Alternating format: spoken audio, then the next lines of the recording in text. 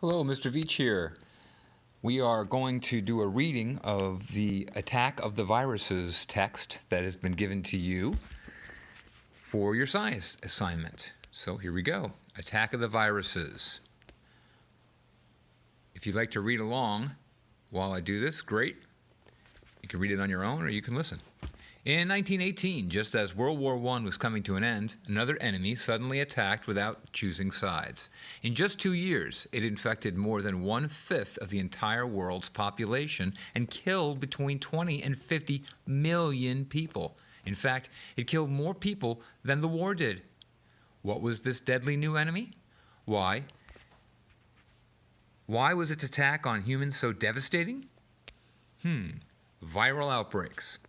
The new enemy was an unusually lethal virus. It caused a disease that at the time was called the Spanish flu, even though it may not have come from Spain.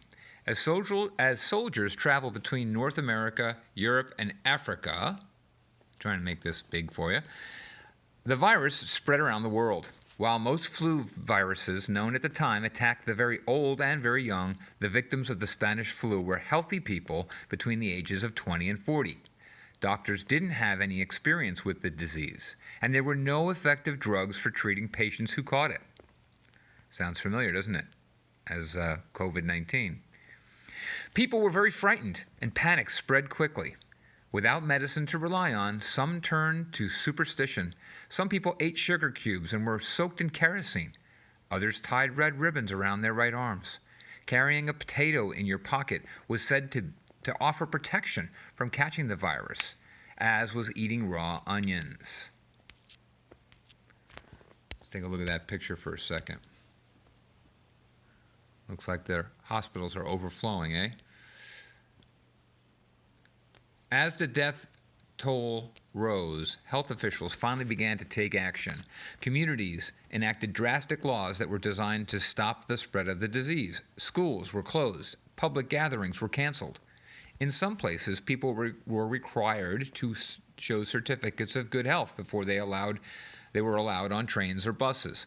Officials gave out face masks to be worn in public. Spitting in public or even handshakes became illegal in some cities. In 1918, Spanish flu was a pandemic, a disease that occurs over a widespread area and affects a lot of people. Like other viral outbreaks, it eventually died out, but not before it had claimed tens of millions of lives around the world. Viruses still cause many diseases today. Some, like the common cold virus, cause minor illnesses. Others, such as measles, polio, hepatitis, AIDS, and Ebola, can cause serious diseases or even death. The Ebola virus is one of the deadliest viruses in the world. Unlike many other viruses, there's no vaccine for the Ebola virus. Ebola viruses have existed for some time in West Africa forests where they infect monkeys, gorillas, and chimpanzees. Humans who are in contact with the infected animal or the virus can become Humans who come in contact with the infected animal or the virus can become ill, so small outbreaks of the disease have occasionally occurred.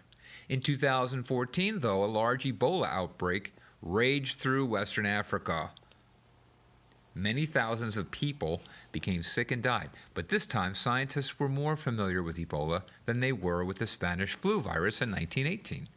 They knew that disease was caused by a virus and that it was spread through contact with body fluids, such as blood, sweat, and feces. As a result, health workers used protective bodysuits and masks when handling the infected people. Patients were isolated quickly, and officials tried to prohibit people from traveling, especially by plane. About a year after the epidemic started, the number of new patients finally began to decrease, and the epidemic lessened. Although the virus was devastating to local populations, a larger worldwide pandemic was avoided. How viruses cause disease. Here we go. Unlike many other things that cause disease in humans, viruses are not alive. Viruses are not made of cells. Through observations and experiments, scientists have learned that viruses can cause disease by taking over the life processes of their host cells. The host is the organism that the virus is infecting, such as the human. So they take us over, get it? Here's how a virus infects its host, like you, the human. The virus enters the host organism, like you, the human, through an opening such as the nose, mouth, or cut in the skin. Once inside the body, it attaches to the host cell, or some or all of the virus enters the host cell. Then, the virus will insert its own instructions into the host cell instructions. So without knowing it, the cell starts making thousands of copies of the virus. These copies are released out of the cell, sometimes causing the cell to burst and die. The new virus then repeats the cycle in other host cells. A person fighting a virus often looks sick.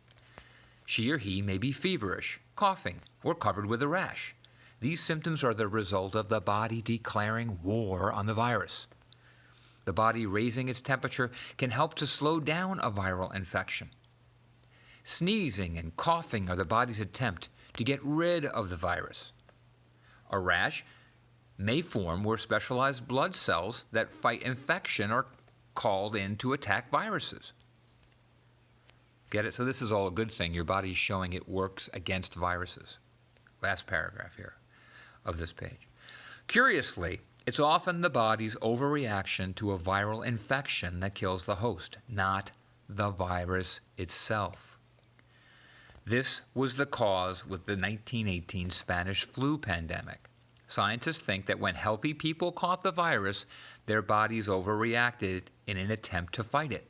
The severe response damaged their tissues and consequently led to death.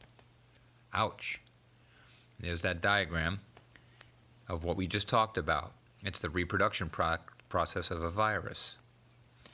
First, you can see virus attaches to the cell, then virus breaks into the cell, then the third shows virus using the cell's machinery to make copies of itself. And the last one, new viruses break out of the cell, sometimes killing the original cell, and then it repeats. Another little picture here. And finally, under the picture it says, viral diseases are hard to cure because antibiotics aren't effective against viruses. Antiviral drugs can cure viral diseases, but they can make you feel better and reduce the time it takes to recover. Getting lots of rest, drinking plenty of water, and letting your body do the fighting is the best treatment for viral disease. And here we go, fighting viruses. They say that an ounce of prevention is worth a pound of cure. This is especially true of viral infections, since many of the deadliest viruses are very hard to cure once they're inside body cells.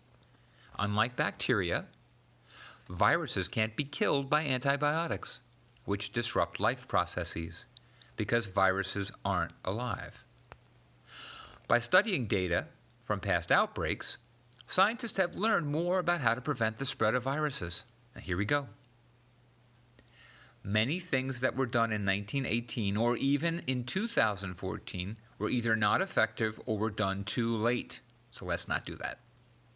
For example, scientists know now that the flu virus is spread through droplets sprayed in the air when an infected person coughs or sneezes.